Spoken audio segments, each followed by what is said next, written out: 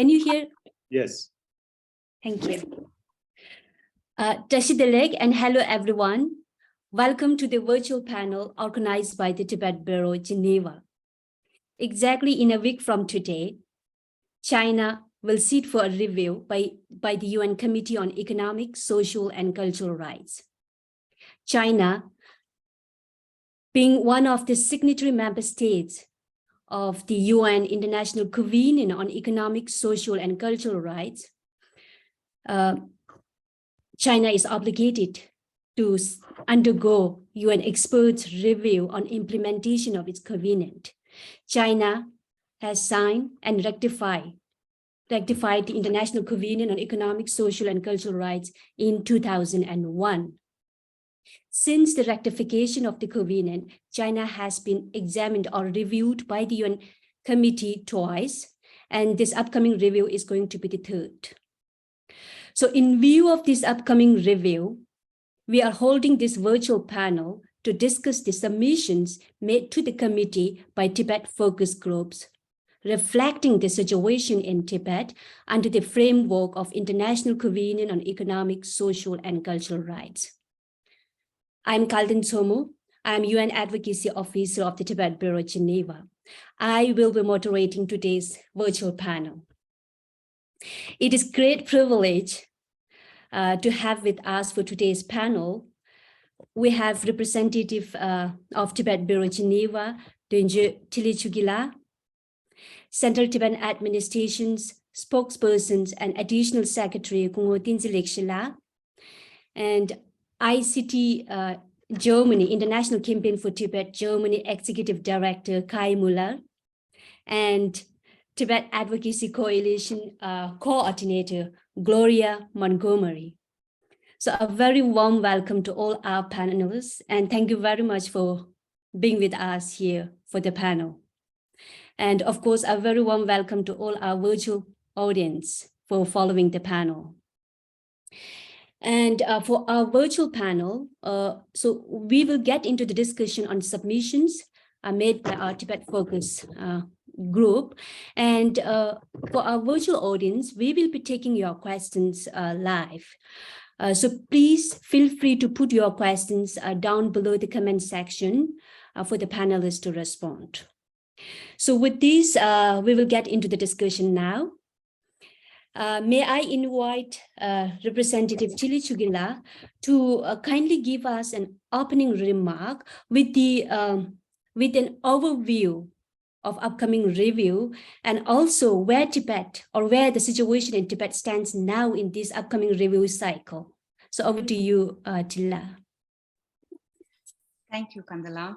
A very warm Tashidele and greetings, especially to our revered panelist members and also to all the viewers out there. It is indeed in these difficult times that we want to sort of put out the message that the situation in Tibet is getting worse and deteriorating. In this very saddening developments, one ray of hope stands out, and at the outside, on the outset, let me please thank the special rapporteurs, the three special rapporteurs, for coming out with the very important press release on how nearly 1 million Tibetan children are being separated and forcefully assimilated in residential schools in Tibet. This is indeed a very rare moment because not every special rapporteur's communications are followed up by a press release. And the press release is very, very clear and very understandable to show why there is such an alarm amongst the special rapporteurs, amongst the UN human rights experts, because it is not about one child, it is not about 100 children, it is not about 1,000, it is nearly 1 million Tibetan children who are being forcefully sent to residential schools where they are not provided with an opportunity to learn the Tibetan language. And not just that, even during their vacations, they are being deprived from opportunity to learn the Tibetan language an opportunity to imbibe in the Tibetan culture, and also to understand the Tibetan religious beliefs. And these three are the most unifying factors for Tibetans. And our concern is that this will not just affect the current generation, but generations of Tibetans to come in Tibet.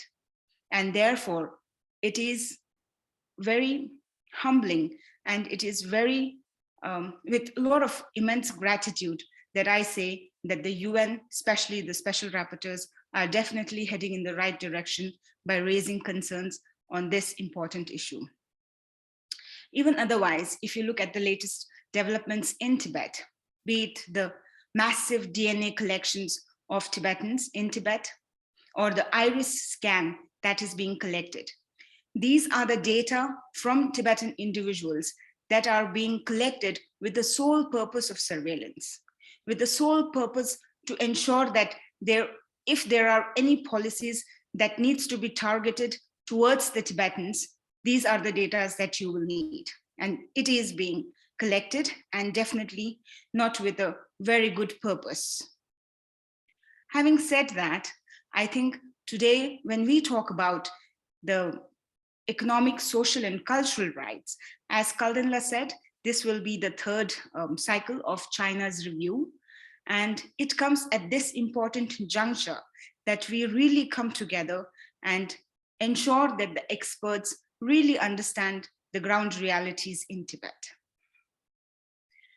Firstly, when it comes to such treaty body review, as Kaldenla requested me to sort of give a broad overview, please understand that every country that has ratified, that has signed and ratified the covenant, which forms one of the most important international bills of rights, every country needs to sit for a review. And if you look at the last two reviews, one which was done in 2005, and the next which was done in 2014, and now the third review, which is in 2023, China has almost always delayed its state report and has almost always tried to sort of bypass this review.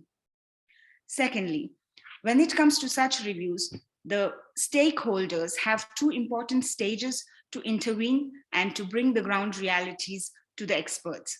One, of course, is during the framing of the list of issues. And secondly, when the session, the entire session, the review happens. So during the first forming of the LOI, Tibet Bureau Geneva, and of course the Society for Threatened People, we submitted a report for framing of the LOIs and also participated in the pre-session briefing. And now we have also submitted the shadow report, I think the details of which will be shared by Lakshila. If you look at the importance of these LOIs, these are the issues on which the experts will basically review China. So if you look at how much importance the committee has given on the situation in Tibet, it has raised almost all the important human rights violations that are being happening in Tibet that is being carried out by the Chinese authorities. First, of course, with regard to the forced relocation of the nomads, the environmental degradation of the Tibetan plateau, the discrimination against the Tibetans in public administration, forced labor camps, coercive birth control measures, bilingual policies, religious violations of religious freedom, etc., and so on and so forth. So I think when the UN and especially the experts are listing out these important issues to be discussed, it becomes invariable on our part to ensure that these are definitely posed to the experts, and thereby ensuring that China sort of responds to these queries.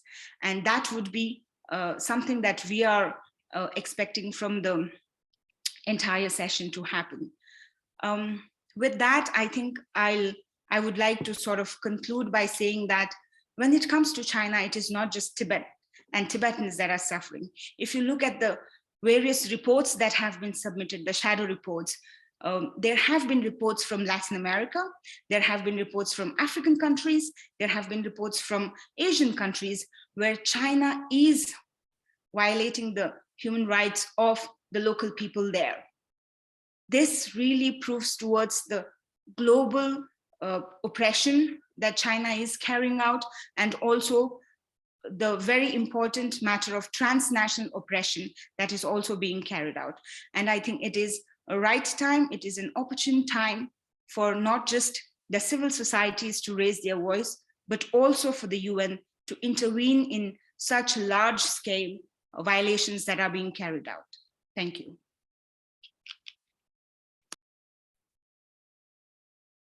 Thank you, Tinju for very powerful opening note, and also walking us through the review cycle phases that are involved, and also for setting the context of this panel discussion. Thank you so much.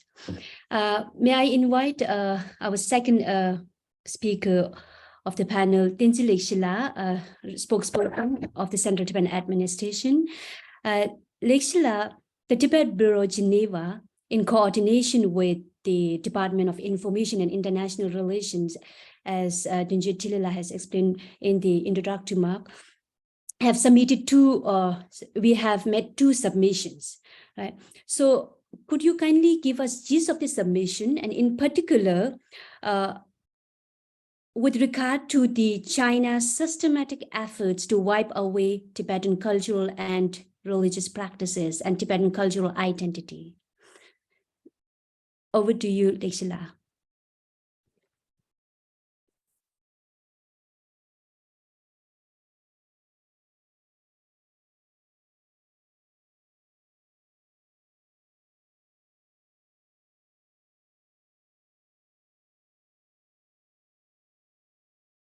Lekshila, we cannot hear you.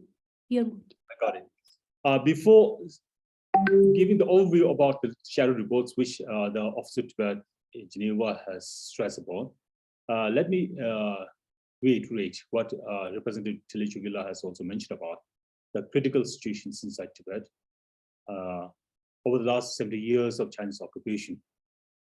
Right? The Tibet at this moment is at the lowest of its stature, where the human rights violations are being at peak, and is a deliberate attempt from the Chinese government. And therefore, we need to acknowledge that China has been belligerent since then, and it's been doing right now inside Tibet, not just in Tibet, but in all over China, even to the Chinese people. So therefore, what we felt is, at this moment, when China aspires to be the world power, they have to be responsible. They have to be benign. They have to be human.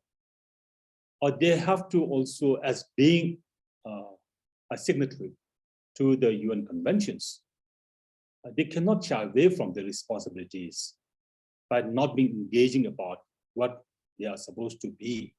So therefore, as of now, with this UPR, China has been reluctant to respond to what the UN has been talking about, the status of Tibet, the critical status of Tibet. So the shadow report also emphasized about what are the things which are happening right now inside Tibet, which are disturbing, and which is also needs attention, world's attention. It is not just for the sake of Tibetans that Tibetans are putting forward the light of truth and the justice, but it is for the well-being of entire humanity that Tibet is at the verge of distinctions and extinctions.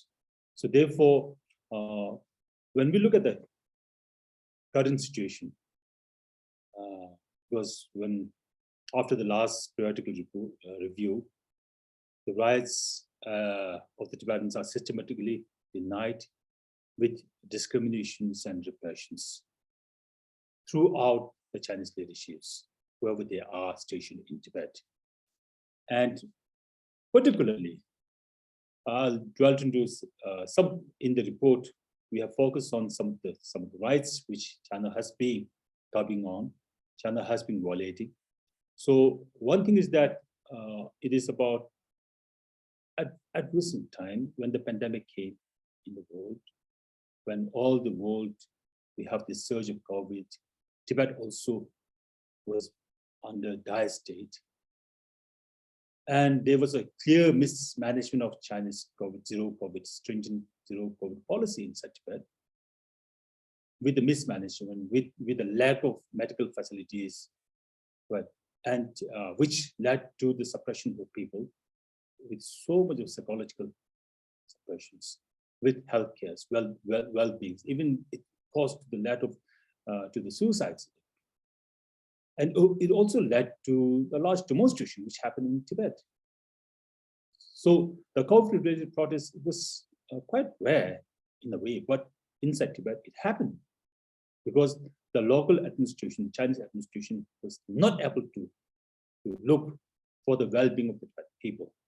So therefore, a mere apology from the Lhasa's deputy mayor was meant as an excuse to let the people understand that there are things which are more to be done from the government side. But somehow it had culminated into more problems inside Tibet. So this is another case which has just recently happened inside Tibet, and we don't exactly know what's happening even now also. The International Campaign for Tibet also shared a report about a numerous death of elders and sick people, which happened inside Tibet over the recent past.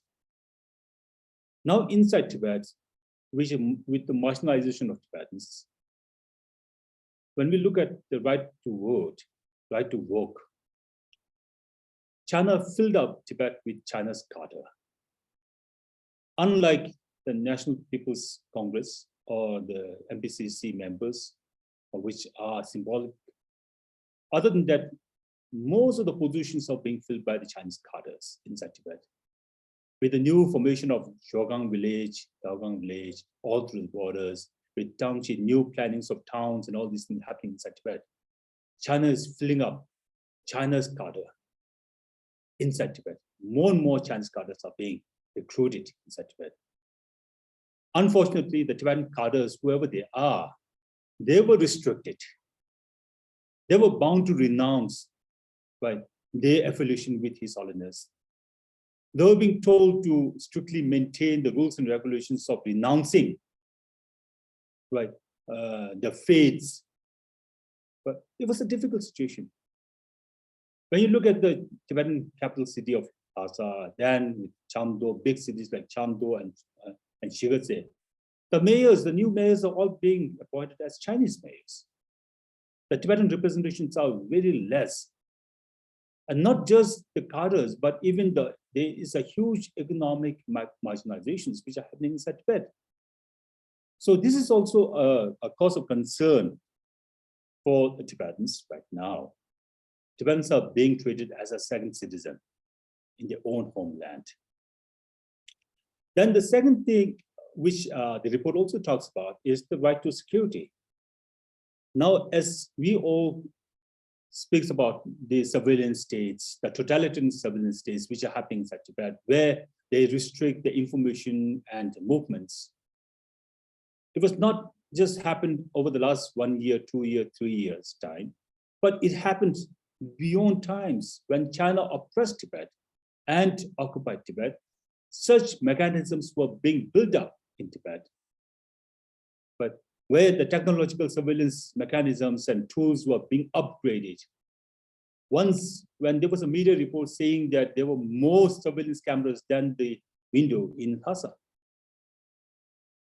But now, not just surveillance cameras, there are biomedics, there are iris, there are the DNA samplings of millions of people happening inside Tibet, all for making Tibet a giant prison, where they want to restrict and curb the movement and information of Tibetan people.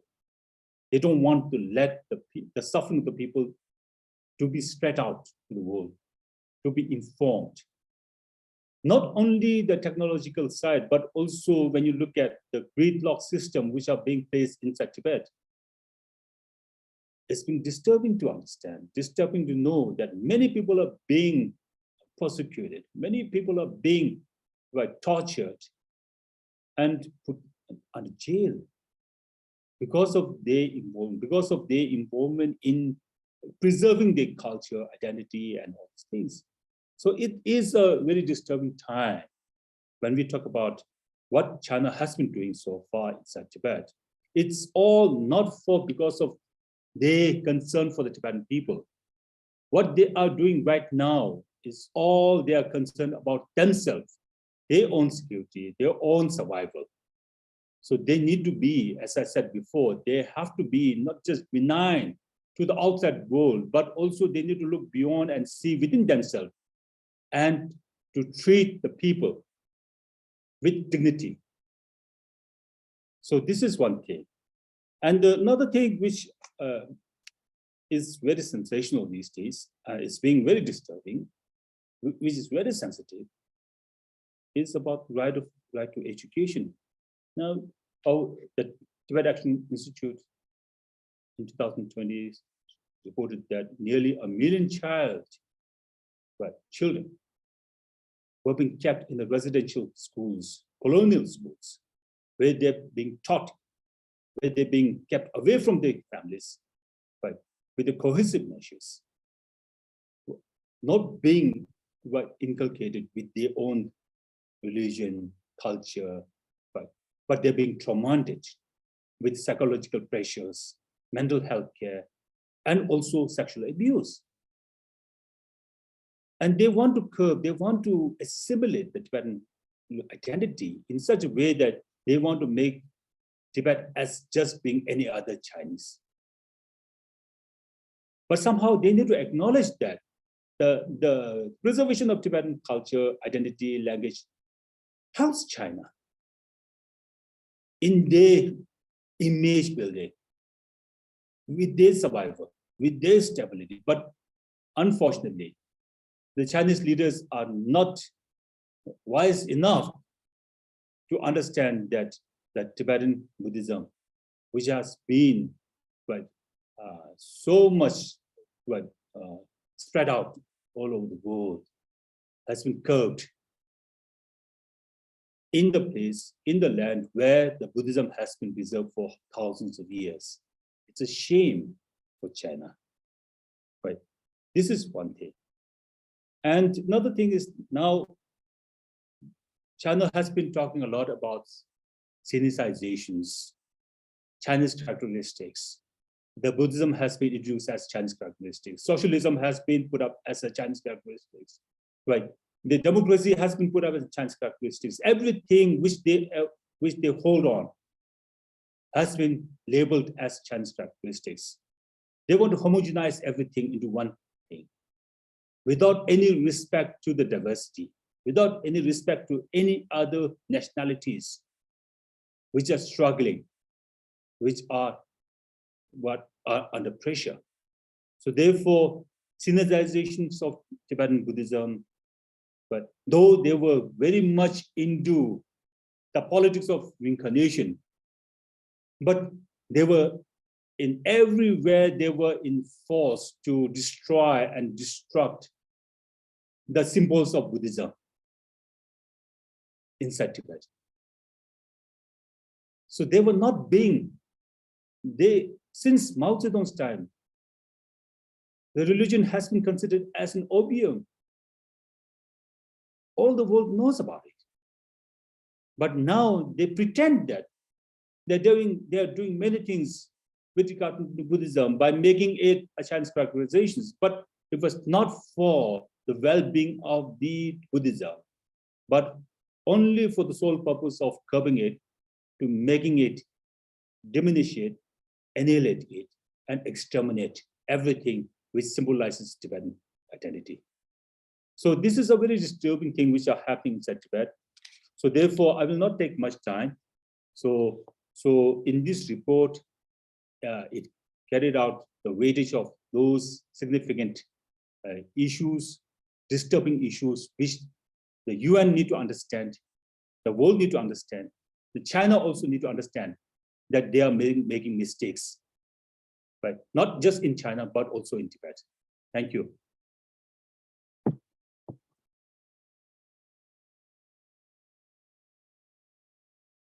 Thank you, Lexila, for outlining what is happening in Tibet now, and most specifically how situation in Tibet has become worse from bad since the last review of the record of China by the committee. And thank you so much for that. May I invite our third speaker of the panel, Executive Director of International Campaign for Tibet, Kai Muller. Kai, ICT Germany has made a joint submission for the committee for this upcoming review.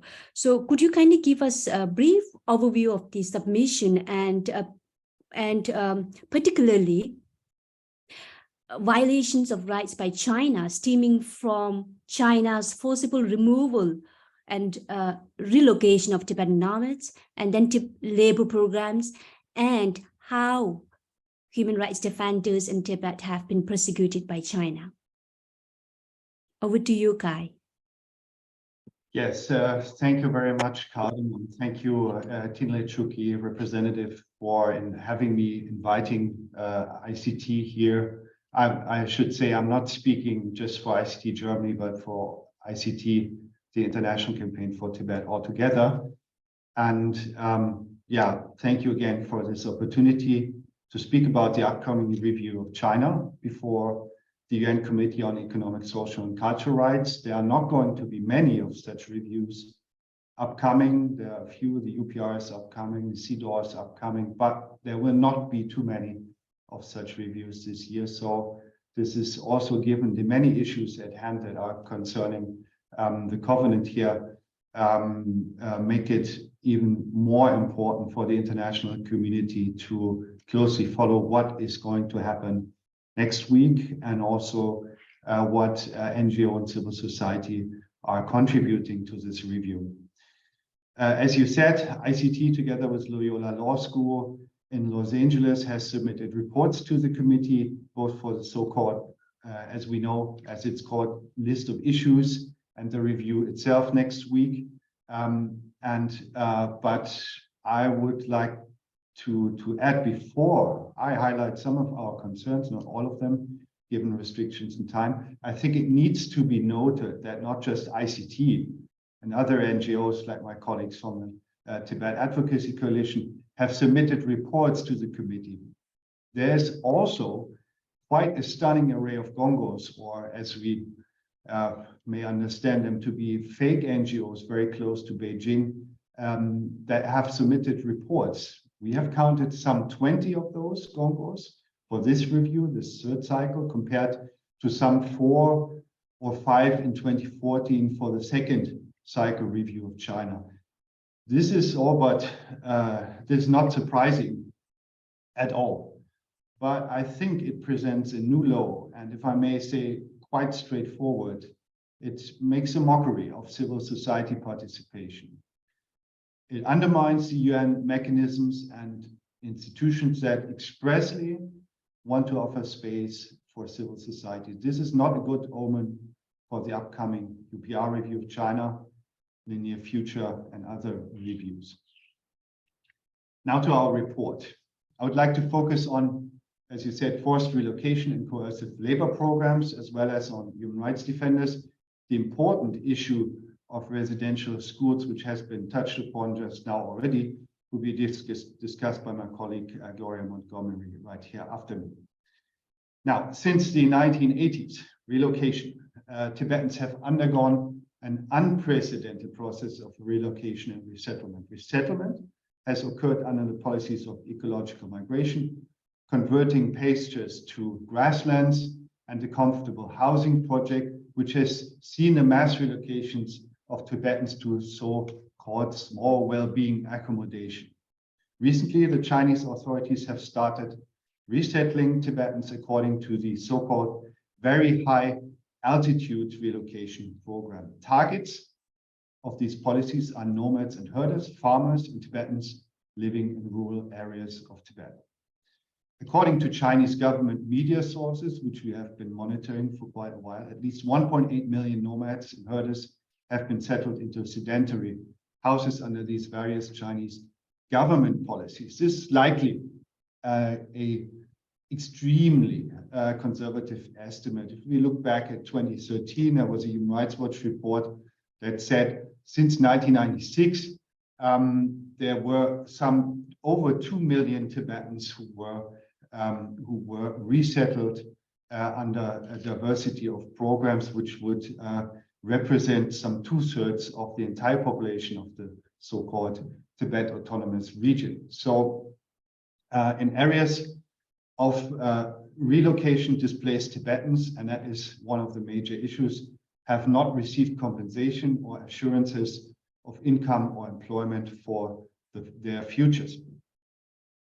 In particular, and this is very important to understand, Chinese policies aimed at protecting the environment or mitigating climate change do not respect both the rights and the role of Tibetans when planning and implementing these policies. The Chinese regulation on nature reserves, for example, stipulate a ban on grazing and on the gathering of medicinal herbs, while it fails to stipulate processes for access to grassland for Tibetan nomads and herders.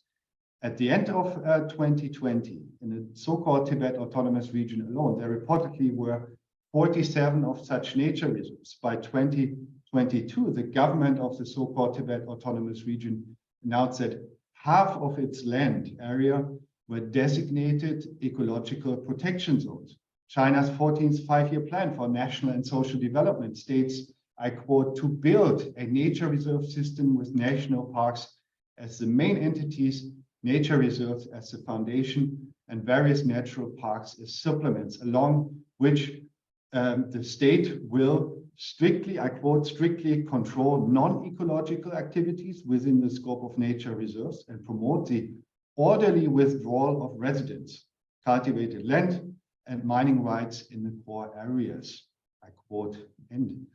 The plan designates, importantly, a so-called Qinghai Tibet ecological barrier zone with major engineering projects encompassing approximately all Tibetan inhabited regions. While the state party China argues in its response to the list of issues it achieved 100% voluntary relocation, recent research with 93 pastoralists either resettled or due to be resettled to Nakshu, which is a core target of the resettlement policy, found that families were coerced into resettling through the withdrawal of government services, dedicated communal and individual so-called salt work, and the offer of financial incentives and threats of punishments.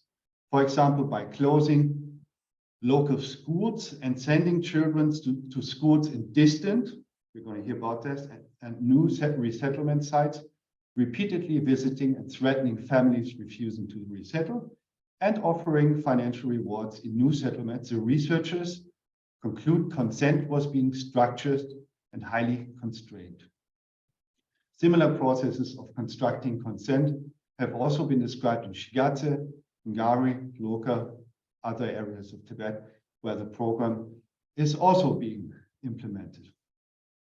China's forced relocation policies have also contributed to the subjection of Tibetans to coercive labor programs. As recent research has indicated, these entail military-style political indoctrination, training, and assignment to workplaces, most likely not voluntary and under unclear remuneration schemes. In 2019-2020, the Tibet Autonomous Region introduced the 2019-2020 Farmer and Pastoralist Training and Labor Transfer Action Plan, which includes measures for the training and transfer of rural surplus laborers, as they call it, to certain parts of the TAR, the so-called Tibet Autonomous Region, and China itself. Most importantly, and I would like to stress this in both of these issues, it must be noted specifically that there is an absence of an independent judicial system, and that there is lack of access to justice, and overall that there is the implementation of elements of totalitarian rule in Tibet by the Chinese authorities, which have led to a pervasive climate of fear that per se precludes the assumption of free, prior, and informed consent given by those affected by state measures. State measures, therefore, such as labor programs and relocation policies as described above, which have a significant impact on an individual's personal life and which are implemented in a pervasive climate of fear should therefore be viewed as coercive and discriminatory and as an infringement of rights according to the covenant, and also, importantly, considered to represent breaches of safeguards stipulated by relevant ILO conventions. Lastly, on human rights defenders. In 2022, the International Campaign for Tibet published a report that analyzes information on 50 cases of non-Tibetan, as we call it, environmental defenders who have been reportedly persecuted by the Chinese government since 2008. The report outlines a pattern adopted by the Chinese authorities, according to which local Tibetans who advocate for the protection of the environment and for social and development-related issues are subjected to harassment and criminal persecution, detention, and ill treatment. I would like to highlight two cases in particular, given also the time constraints. And I would like to mention that there are many other backgrounds of human rights defenders in Tibet who work, for example, not specifically on environment or social related issue or economic related issues, but also on culture, on language, and so forth. Those should not be forgotten. The two cases I want to highlight are the case of Anya Sengdra and Karma Sandhu, both of which have been persecuted because of their activism on the local level against hunting, poaching, against corruption, and who have been also subject to UN Special Rapporteur, independent UN experts communications. Karma Sandhu is a philanthropist and importantly an award-winning environmental activist who once co-founded a very, very prominent environmental group in China and in Tibet, and he was arrested already in 2010 at the age of 42. He was sentenced to 15 years of imprisonment, and we hope him to be released as soon as possible, because we believe his detention is arbitrary. And we, of course, wish the international community to address these cases of Anya Sengdra, who's also been subject to a UN communication before. Those two stand out. There are many more. I would like to refer everybody who is interested in more information about Tibetans who actively involve themselves in their communities and who are being persecuted as a result. I would like to encourage interested viewers to consult NGO reports by the International Campaign for Tibet, but also by others, about the large, I should say, variety and diversity of Tibetans who engage themselves, who try to protect their immediate environment, their immediate culture, their language, and their traditions. With this, I would like to stop and later on perhaps present our recommendations in my concluding remarks. Thank you very much. Thank you, Kai, for sharing us a very comprehensive insights of the joint submission made by ICT Germany along with International Human Rights Center and Loyola Law School. Thank you for that. And this brings us to the final speaker of the panel, Tibet Advocacy Coalition Coordinator Gloria Mongola. So Gloria, in addition to the issues raised in the submission shared by our previous speakers, Tibet Advocacy Coalitions, along with other Tibet groups, have raised many other issues. And so could you talk to us about what are the issues that were raised in the submission led by Tibet Advocacy Coalition, and in particular about the issue of residential or colonial style boarding schools, very worrisome situation that is currently undergoing in Tibet, and also the cases of arrest and detention of Tibetans for merely exercising their cultural, linguistic, and religious right. Thank you. Over to you, Gloria. Thank you, Calden. Thank you for the opportunity to speak here today. It's a privilege to be talking alongside such a distinguished panel of experts. So yeah, my name is Gloria Montgomery and I'm the coordinator for the Tibet Advocacy Coalition. Just very quickly to highlight, so the Tibet Advocacy Coalition is a coalition of 5 different Tibet groups who are working to advance the rights of the Tibetan people at the United Nations. So the coalition is made up of Tibet Justice Centre, Tibet Network, Students for a Free Tibet, Tibetan Youth Association in Europe, and Tibet Initiative Deutschland. And so we jointly submitted a briefing to the Committee on Economic, Social and Cultural Rights last month. And also, maybe just before I start, to pick up on something that Kai had mentioned just before as well, and the presence, the concerning sort of development with the number of Gongos who are present. Part of the reason why that can be, or that is so concerning, is that during the committee session, NGOs have an opportunity to brief and speak to the committee members, and they're allocated what is already a very short amount of speaking time, usually around 2 minutes. And given the amount of groups that submit, that time is allocated accordingly and divided between those present.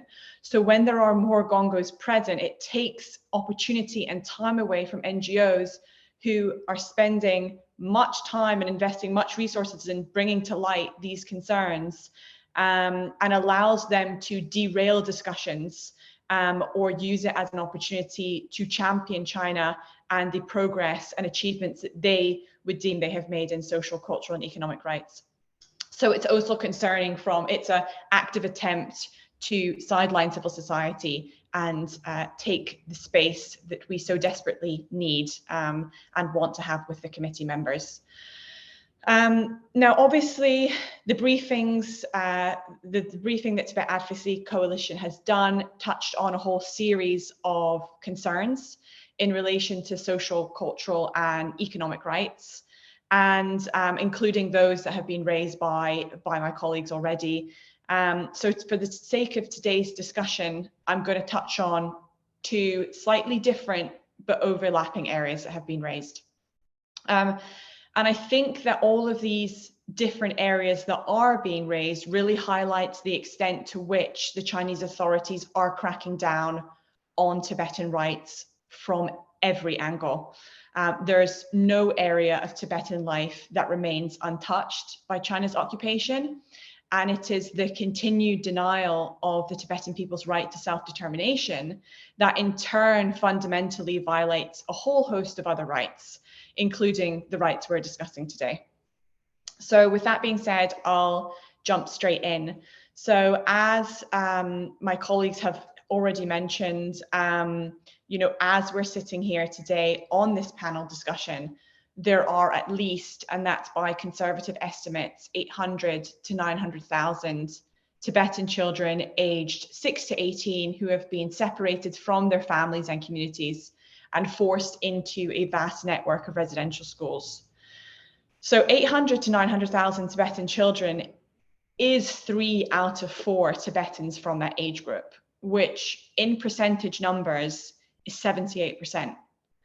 So 78% of all Tibetan children aged 6 to 18 are living in residential schools.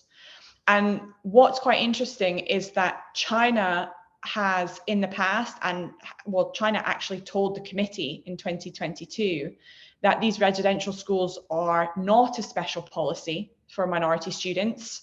And they mentioned that they purely exist to cater to pastoral or mountainous areas of what they call ethnic minority regions that are facing economic difficulties or have scattered populations.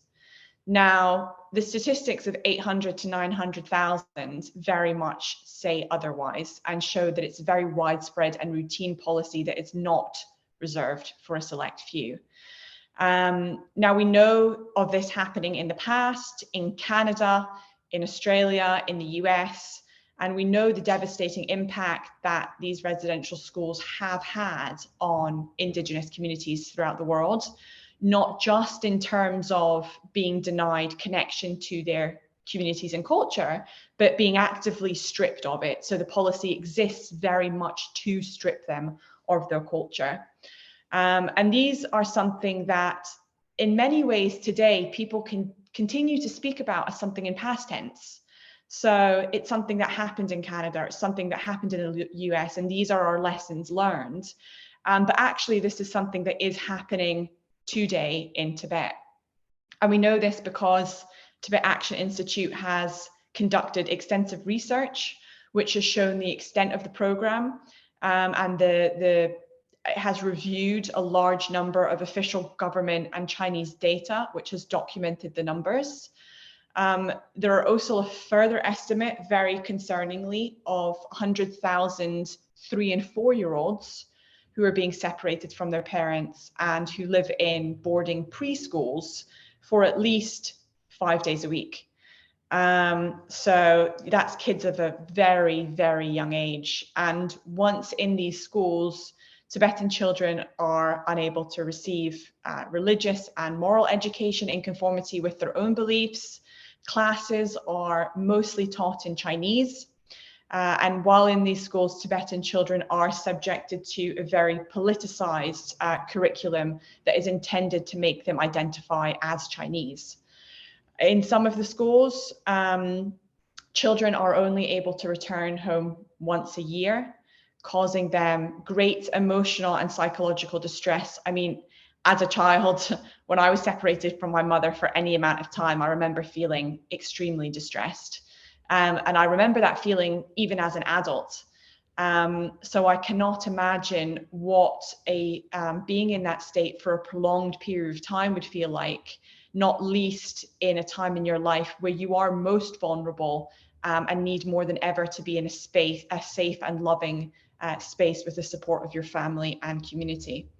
So this is being enacted by the Chinese authorities, sort of as mentioned, in an effort to break the very fabric of the Tibetan community and to remove a sense of Tibetanness from the new generation, to produce essentially a generation that doesn't speak Tibetan, that doesn't have a Buddhist identity, and that doesn't have connection to their family or to their Tibetan roots.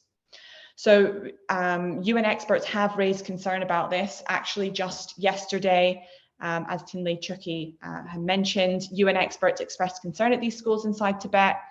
They said that they were, quote, part of a large-scale campaign to assimilate Tibetan culture and language. And this is something that we see across the board in Tibet. It's by no means reserved for residential schools. It permeates into religious institutions and all other aspects of life as well. These UN experts actually wrote to the Chinese authorities in November last year, highlighting their concerns with this development. And it's something that even the High Commissioner raised when she visited China in June last year. At the end of her visit, she released a statement stressing the importance of children learning in their own language and in their own culture. Specifically, the quote was, in the setting of their families and communities, recognizing that children are being forced to live separately from their families. So this is the major concerning issue of residential schools. There are obviously a range of other issues that we raised, another one of which was concerning the health of prisoners. So a key social right is the right to an adequate standard of physical and mental health. Now that goes for both members of the public, but also for prisoners. Now in 2022, China actually told the committee that newly admitted inmates receive physical examinations, that they get regular checkups, that they get timely diagnosis and treatment. And this is simply not the case. Tibetan prisoners continue to die in Chinese custody. That has been extensively documented. Actually, in January 2021, there was a case of Tenzin Nyima, who was a 19-year-old Tibetan monk who died from injuries that he sustained and that were inflicted while in Chinese prison. And Tenzin Nyima had been arrested in November 2019 alongside 3 other monks after staging a peaceful protest outside a local police station calling for Tibet's independence. This is, again, just the month after Tenzin died. There was another case of a Tibetan tour guide called Kunchok Jimpa, who was serving a 21-year prison sentence for sharing information about environmental protests in Tibet. He was charged with leaking state secrets. And as Kai has mentioned, the concerning crackdown on environmental activists. And he died suffering a brain hemorrhage that he had while in prison, which led him to becoming paralyzed. Again, another case that Kai had mentioned was the case of Anya Sendra, the Tibetan nomad and environmentalist, while his brother Jimtree was arrested at a similar time that he was, and he died while in Chinese custody in November 2019.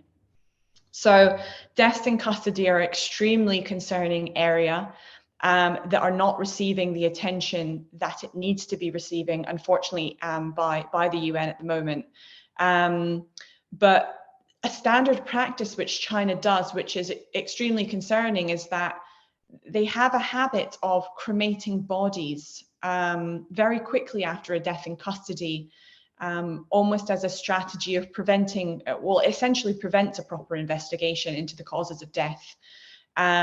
And so it prevents any kind of really follow-up from families or later follow-up investigation by UN and other bodies as well. It's an attempt to sort of stifle that. On top of Tibetan deaths in custodies, Tibetans also continue to die after they've been released. They're often held in extremely poor conditions, denied access to medical care for a prolonged period of time. Then when they are finally released from custody, they're released in extremely poor health, and shortly after they end up dying. And there are, again, many documented cases happening, including former political prisoner Jigme Gyatso, who died in July last year. And then on top of that, of course, Tibetans who are being held in custody themselves have just inadequate facilities that are provided or don't receive timely medical care. So these are kind of some of the other areas. So kind of as Kai mentioned, in a way, you know, Tibetans are being arrested for a whole host of reasons for exercising their fundamental rights. So not only are they being arrested, but then when they are arrested and sentenced to on politically motivated and other charges, they're then held in prison conditions where they risk death. So there are many concerning areas which we're hoping that the committee will raise, which desperately need to be raised. But I'll stop there because I'm aware of time constraints. But I hope that provides a little bit more insight into some of the areas that we raised and which we hope to see flagged during this session. Thank you. Thank you. Thank you so much, Gloria, for giving us very clear view on issues that Tibet Advocacy Coalition has raised in the submission, and also bringing key spotlight on some of the key issues that are really disturbing now. And with this, we are coming to the end of the presentation, or just talking about the substance or issues that have been raised in the submissions by the Tibet Focus Group. So on the basis of the issues that were raised in the submission by the Tibet Group, I would like to ask you, maybe first, Lekshila, what are the key recommendations to the committee on the basis of the submission and the issues raised in the submission? So the recommendations which we have proposed, actually, is it audible? Is it? So the recommendations which is being put up is actually there is a kind of model for bilingual policy inside China, but unfortunately over the last few years, China has been putting stress on using homogenizing everything into one thing, one nationality, the Han nationality. So Pudungwa has been pushing forward, but rigorously by the Chinese government to every corner. So therefore, the main stress of the recommendations is to make Tibetan the use of the mother tongue, the Tibetan language, to all the Tibetan schools which are prevailing in Tibet. The mother tongue used to be the instruction, medium instructions, but earlier in the primary and middle, but somehow, right, the China has been putting so much stress on the Putonghua, even to the kindergarten students. So there's the first priority, the first commission is to stress upon reconfirming or reaffirming the rights to use the mother tongue as the instruction, minimum instructions. Then, because since there used to be the policy of bilingual, which is already there, but somehow it was not being used, right? So the China has to revise by protecting the Tibetan language, right, which has been one of the language which has been there for over centuries. So the China need to protect the language, the Tibetan language, and also allow all the schools to use the Tibetan language without any restrictions. This is one thing which I think the China need to work on. And with the COVID also, we have stressed upon, because we have seen such a stressful time in Tibet with lots of deaths, with lots of traumas, right? And in fact, the Chinese government also has declared apology and mismanagement and all. So therefore, with this report, we urge the Chinese government, right, to release all those Tibetans who are being detained, right, for voicing their concern about the COVID-related issues. There are so many people who are being prosecuted, so being jailed, tortured. So therefore, the immediate release of these Tibetan people who have shown concern about the pandemic has to be released, has to be, right. And then the Tibetan tradition, language, right, culture, this need to be preserved as per the convention which the China has signed, as per the UN, indeed. So therefore, as a signatory of the UN conventions, and they have ratified it also, so they have the responsibility to serve what they are. They are bound to. So this is what we have been working on and stressing the China, and also the committee to push forward China to be more responsible in engaging in making Tibetan people in preserving their own culture, identity, tradition, language, all these things. So regarding the security also, the DNA testing, sampling, all these things has been very disturbing over the years. They were meant only for surveillance purpose. So without any kind of a will from the people, they use these coercive measures, right? So therefore, they have to also cease such practice without the mandate of the people. They cannot. So therefore, we have also urged the committee to push forward in China in being more responsible in such cases.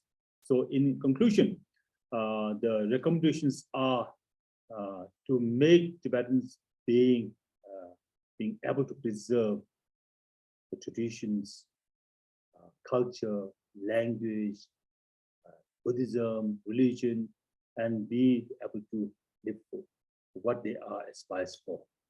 Thank you. Thank you, Lekshila. And Kai, what were the key recommendations that were made in the submission for the consideration of the committee? Yes, thank you. I would like to draw attention to maybe on a meta level, if I may put it like that, of understanding of what the policies of the Communist Party represent in Tibet, all of which we've touched upon today, are policies which are both in their design and in their impact who are representing rights violations to the covenant, be it in terms of language, be it in terms of child rights, cultural rights, economic rights, the right to work, the freedom from discrimination or non-discrimination, the right to non-discrimination in that case, all of which we hope needs to be identified as such, or need to be raised as such during the committee review next week.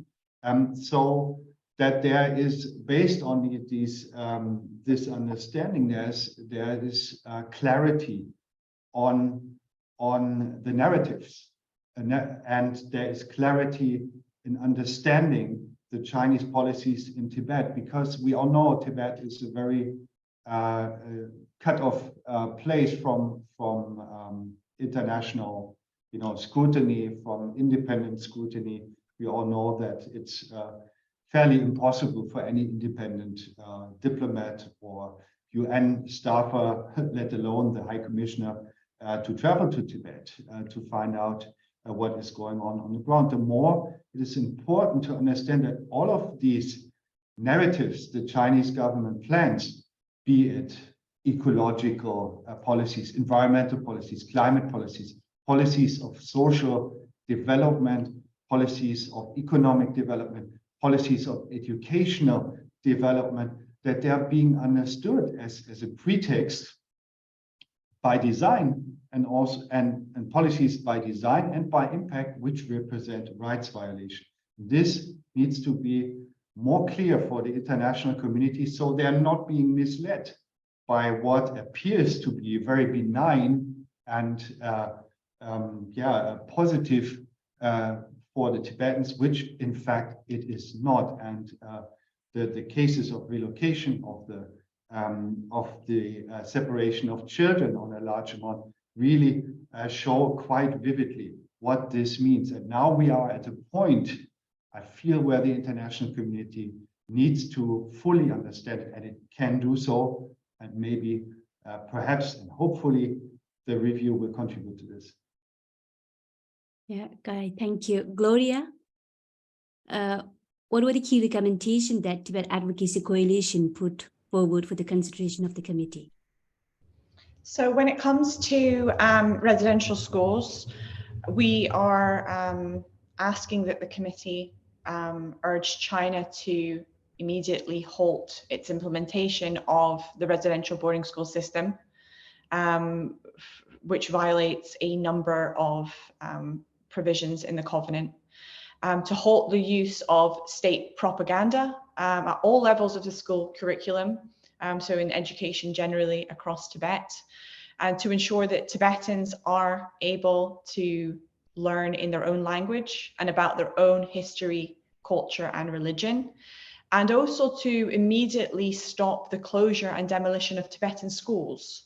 So what we're seeing is, simultaneously as Tibetan children are being moved into residential boarding schools, the Chinese authorities are actually closing down large numbers of local Tibetan schools, so that there are less and less viable alternatives for Tibetan parents to send their kids locally, and as such are being forced to send their kids further and further away. So that's in terms of the residential school system.